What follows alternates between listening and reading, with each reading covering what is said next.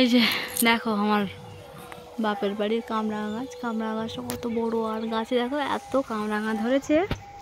এই কামরাঙা মাখা হবে। এই দেখো এই ডালটা দেখেছো, কামরাঙা ঝুলছে কি সুন্দর। এই যে পাকা পাকা লাল লাল কামরাঙায় দেখো কত কামরাঙা হয়েছে, দেখেছো। এই কামরাঙা পাড়া হবে আর মাখা করা হবে এবার। ওই দেখো কামরাঙা গাছটা দেখো, মাখা পাকা কামরাঙা দেখেছো এগুলো।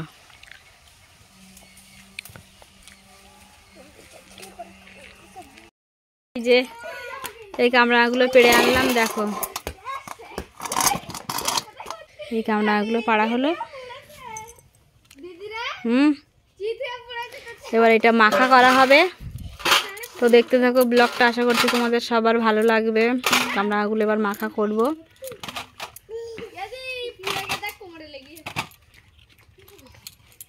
এই যে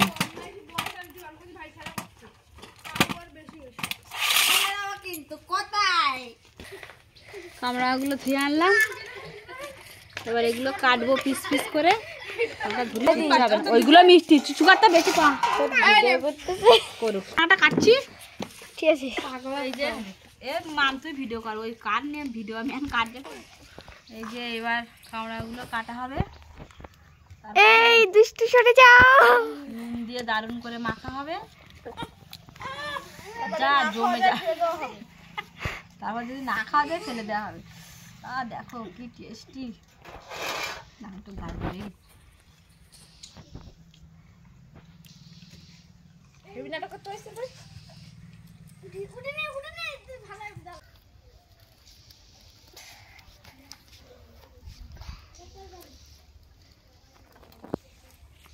এটা নে বাবা, এটা নে।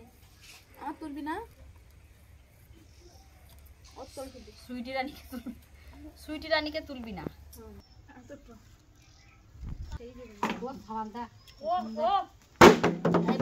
সেই লেভেল